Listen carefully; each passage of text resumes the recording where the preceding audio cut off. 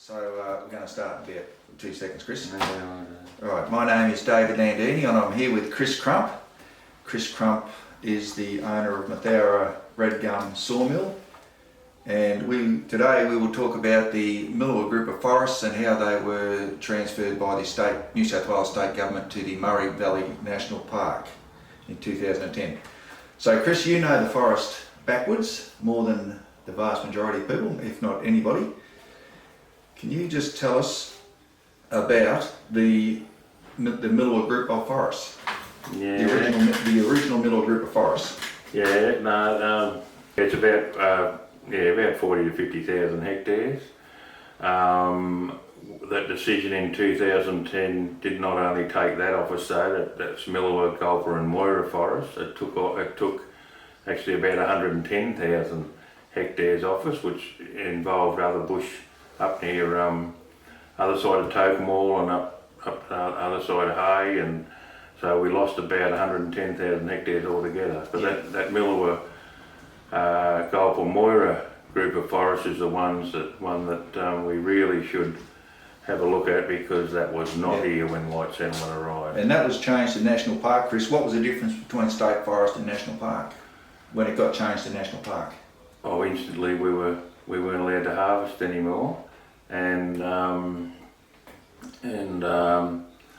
so you lost your future and your hope, and the town lost its main income, and now we have a national park which is unproductive now, and it just sits there and they pour water into it, and so the irrigators haven't got water, but yeah. we seem to find water to pour into a national park. Yeah. What was the dollar value of the wages and employment, Chris? Do you know?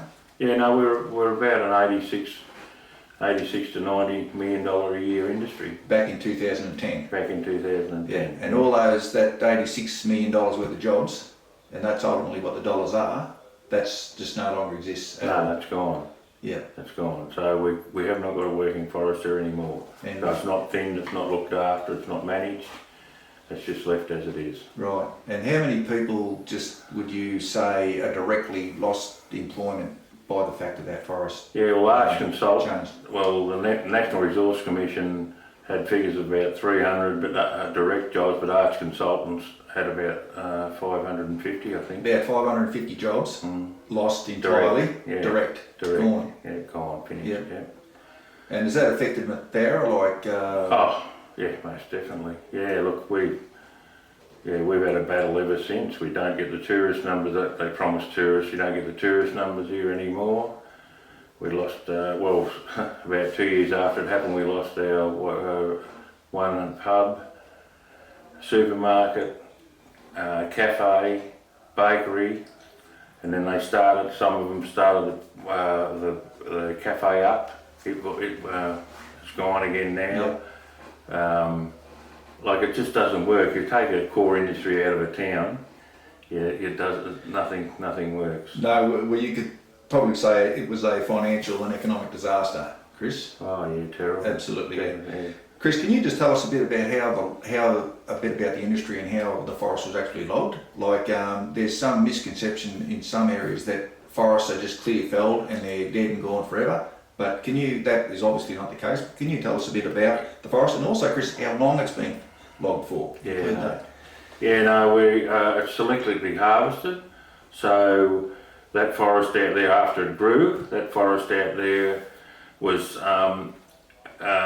before you even go into an area to harvest. It's all divided up into about 1,000-acre paddocks. Yeah. Right, and then you go into one compartment and they assess it and they harvest it, and you've got to have so many recruitment trees, so many habitat trees left, and try and take out your weed or your sort of trees that aren't going to grow, and because it doesn't matter whether you're trying to grow a forest for habitat or trying to grow a forest for logging, you have to keep the best tree because it has to live. Yep. And they were left there all the time. And they were left there, so they come on. So you can either let them go on longer to grow into habitat, or you take them for logs. But we used to leave habitat anyway. Yeah. And how long has that forest been logged for? Oh, about 140 years. 140 years. Yeah. But the thing is, it was not there when white settlement first saw the area. Yeah. We can prove that it wasn't there. We have a map here that shows in 1848 a government surveyor came down and surveyed that whole area. And as you can see on that map there, there is swamps, reed beds and sandhills. The red gums actually weren't there back when the original maps were done back in the 1830s. Yeah, 1848 is when that was done. Yeah.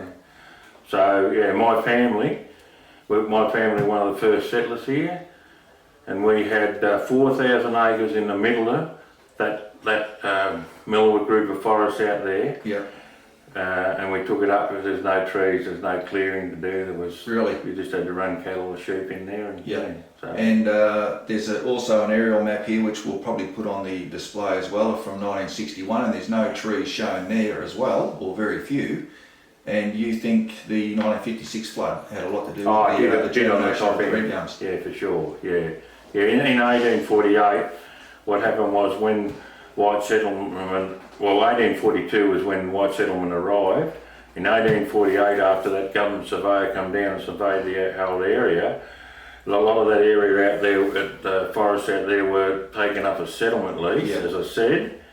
And once you run cattle and sheep into those areas and actually ate the couch grass down right to the ground, and then there was an odd red gum tree here and one over there, you know what I mean, like just scattered.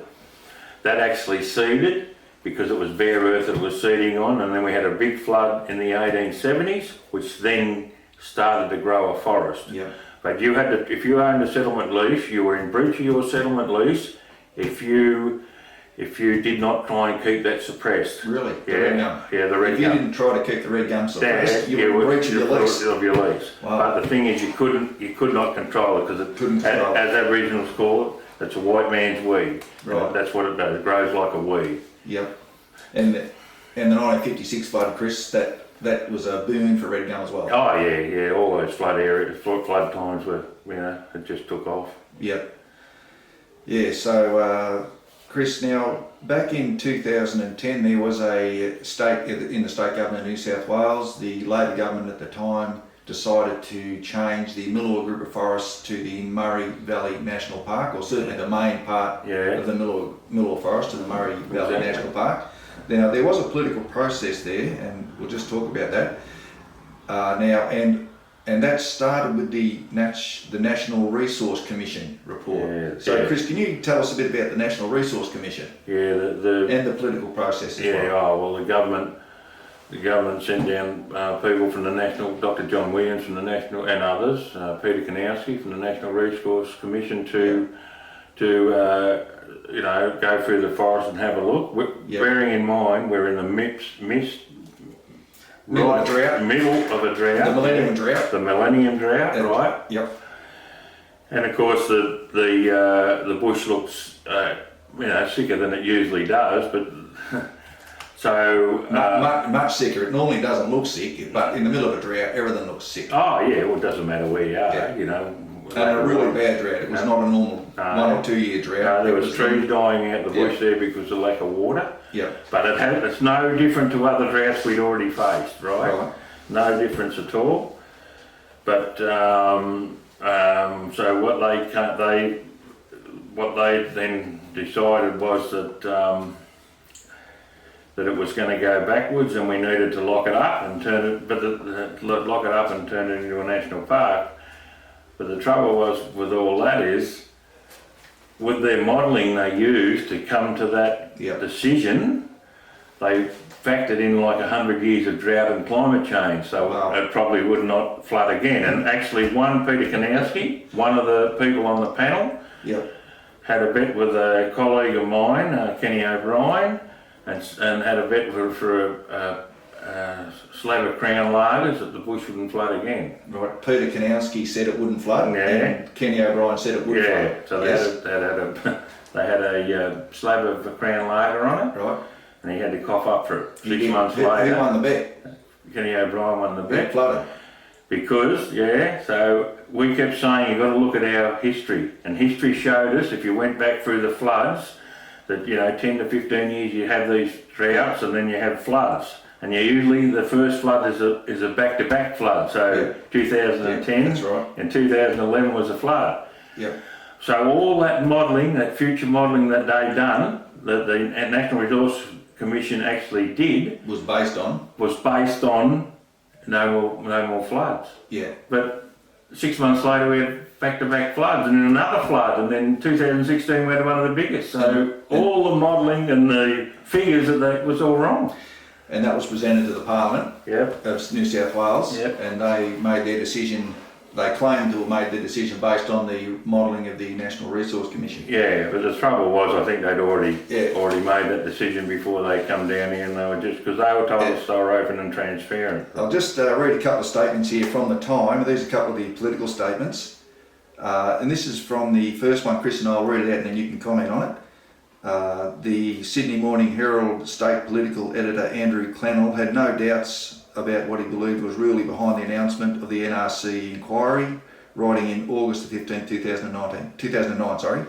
The policy is an attempt by the Premier Nathan Rees to win back some of the Green movement and hopefully secure Green preferences for the state election. The Greens vote is expected to be very high amid discontent over both parties. Would you agree with that statement, Chris? He was trying to save his job, that's all he was doing. Nathan Rees. And we were a political football, Yeah. and that was all it was. It was nothing to do with facts and science. He Yeah. was just trying to hang on to his job, and it did him no good anyway. Yeah, And that's he right. destroyed our town in the meantime. And the Premier at the time, Nathan Rees, now he actually made this decision from memory before the report was Exactly right. actually published. Yeah. So this decision of Nathan Rees was made before the research, the report Yeah, was it was actually already, presented. yeah. So, it just shows you how honest all that was, doesn't well, it does a fair bit. it? Yeah. So I'll just read another statement here. The Premier Nathan Rees today announced he would save Riverina Red Gums in the state's southeast by declaring 42,077 hectares of the Miller Group, that's the main section, there it but is, not the yeah. only section, declare them as a national park. And his reason, already under attack from the drought and climate change, this habitat is fast approaching a tipping point where we risk losing it forever. Yeah. So that's Nathan Rees' statement. Yeah. Now I'll just read out the Greens, statement from the Greens at the same time. This is from Mr. Cohen. Ian Cohen, is it? He was the leader of the Greens, was he? The state leader, or I don't know if he was the leader, but he was. he was certainly in the Yeah. Greens political party. Yeah. This government, that's the state Labor government, will desperately need Greens preferences at this election, Mr. Cohen said. My position is only if they deserve it and have earned it. The River Red Gums are pivotal as far as I'm concerned. We won't be giving our preferences automatically at this election. I will be recommending that we don't simply recommend preferences either way. Labor will come begging. But if they don't deliver on these forests in a sustainable way, they can go to hell. Exactly right. Yep. So Yep. That's what he said. that's what he said. He did not base it on any facts or science. No, He was just trying to get the Greens up in arms about our man-made forest, forest out here. it sounds like he put it to the Labor Party. If you want the Greens to Yeah. recommend our voters to vote, our second preference vote to the Yeah. Labor Party, you give us a red gum forest. That's Exactly. what it sounds like he's saying That's there. exactly what he said. Yeah. Yeah. You can go to hell. And I'll read another statement from Frank Sartor. Oh yeah, I was at that meeting. And in he, Melbourne. what was he? He was the Environment Minister, was he, at the time? The Labor Environment Minister? Yeah. Right. Now this is from Frank Sartor at Deniliquin, where Chris was in attendance with a number of other people. Frank Sartor, let me give you a lesson in politics. This is a private conversation. The Greens hold 15% of the vote, and if we are to stay in power, we must hold their preferences to maintain city seats. They want a significant national park in Red Gum. Exactly right. So, And he later denied that he'd said that, yeah, I of course. know, but we got 10. Well, we signed a stat deck to say that he did. Yep, And- there was 10 odd people. Oh, there was more in the end, and he denied it in Parliament, but that's exactly, I heard him, I was Yep. there, I heard what he said, and I wondered why we were just going through a process Yep. when they'd already made the decision Yep. and the outcome and what they wanted. It sounds a lot like that, Chris. Yep. In fact, I don't think we have to doubt that. No. So, And can I just read something here? Look, Walter Stark, a marine biologist, was going through a similar situation, and this is what he had to say. Environmentalism has redefined the fundamental concept of being a stakeholder. Despite having nothing invested and with no risk to themselves, environmental, non-government organisations have managed to claim the status of stakeholders in remote matters and be accorded an equal voice to those whose entire lives, livelihoods and assets are being affected. Yep, How true is that? very true. Yeah. So, Chris, there's been. Sorry, have you finished, Chris? Yeah. That? Can Yeah. you edit this out just a little? I've got a truck on the bridge there. Can I just wait? Yep. Can you just stop it for a second? Sorry, I just. No, that's fine. We can do that. I'm just putting. So we'll just start that again. So, Chris, the political process to change the Miller Group of Forests to National Park required an Act of Parliament of the New South Wales Parliament, and in 2009, it was that Act was passed over the opposition of every National Party member and every Liberal Party member of Parliament. Yeah, exactly. Yeah. Yeah. So, wouldn't you think now that we've got the people in power that we need to have in power, Yes. and we've put facts and science up there to prove what we're saying is true? Yeah. Wouldn't you think now that why would we not keep fighting it just to get to turn back to That's what right. it should be? And Chris, you're a member of the Riverina Red Gum branch of the National Party. Exactly. And I was a member of the Deniliquin branch of the National Party, and we've actually had a lot to do within the National Party to get this forest changed back Yeah. to a national park. Yeah. Yeah. And To a Chris, state forest. to state forest, and you attended we both attended, but Chris Yeah. addressed the state conference in Broken Hill in 2017. Yeah. With the motion to change the Murray Valley National Park back to state forest. Yeah. And can you talk about that, Chris? Just how you found that? That was an experience. Oh yeah, no, I'm not a public speaker at all. I did stumble a bit, but no, I just went up there because this issue is a lot bigger than, and it hasn't gone away, and it's a lot bigger than people actually think it is, and we need people out there for their support, and Yeah. And I'm hoping the National Party will. Well, they should be supporting. I'm pretty sure they are, but we need to push it now. And after 8 years, just part of the ongoing political process, but in 2018, 8 years after the coalition was elected to the state government of New South Wales, the previous member for Murray, Austin Evans, actually Presented a bill. presented a private member's bill, Yeah. not a government bill, a private member's bill to Parliament to change that back. And I think you were there, Chris. Yeah, we were there. We went up to support it. Yeah, Dawn you and Dawn and Ben Denkert. Ben Denkert, yeah. We all went up to support it, to support Austin. The trouble was it was presented so late, near the end of the year in Parliament, and it never got debated on. But at the time, Chris, Gabrielle Upton, the state environment minister, a Liberal Party member, spoke against the motion. Yeah, well, I mean, it's very easy to do that when you really don't know. You know, you haven't even been involved in it, and you haven't even come down to see what we're saying, and Yeah, that disappoints me a bit. yeah, And that's why we need to educate some of these politicians to actually show them and tell them what's happened. You know, you only got to have a look in that federal election there, how the silent voter had their say. You know, that's our darling out there. Yep. You know, we grew that. And Chris, that may have well contributed to the National Party and Austin Evans losing this seat in the last state election in 2019. Yeah, it was. What would have been an issue? It may have been one of the issues that swung the vote against the National Party. Exactly. Yeah, because I don't think. You know, they're grassroots. This is a grassroots industry, and like farming, and it's very similar to farming, and you've got to listen to people on the ground here that are actually living at the coalface. Well, if you want to get their votes, you should. Yeah. Chris, ultimately the solution requires an Act of Parliament.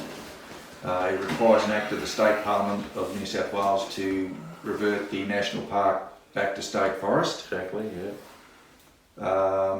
And at the moment, it's still a live issue as far as you're concerned. Oh yeah, for sure. Yeah, no, I haven't given up. Yeah, No, there's no way I'm going to give up, yeah, because it wasn't based on science or facts or anything like that. It was based on saving a few inner green city seats Yeah. for the Labor Party. That's- That's all it was. There was that's- nothing to do with. And the other thing is, and I'll say, my people never lost it. My grandfather, father, whatever. I said I do find it a little bit responsible myself, because I suppose I was a little bit naive or ignorant, but I lost it on my watch.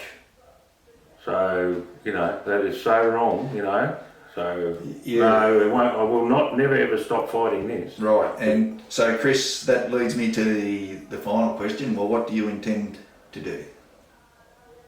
Well, what I keep on doing now, I'm going to keep fighting it. Yep. I'm going to talk to people. I'm going to talk to the politicians up there that are making a decision on our lives and livelihoods, our future, our children's future. And I'm hoping that, and invite them down, and maybe they will take the time to listen. Right.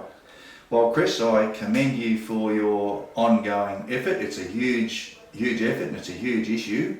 But I am actually quite sure that you and associated people fight this issue. I think that we will actually win this. Yeah, well, I think we will too. I think it's no different than the water. You know, if we don't give up, because I can tell you now, Greens never ever give up. They never stop. They don't need to verify anything or put any truth out there. Yeah. So, but if I believe that if we just keep saying the right things and telling the truth and being honest, then we will win this, and eventually people will listen. Right. Thanks very much, Chris. Thanks, Dave.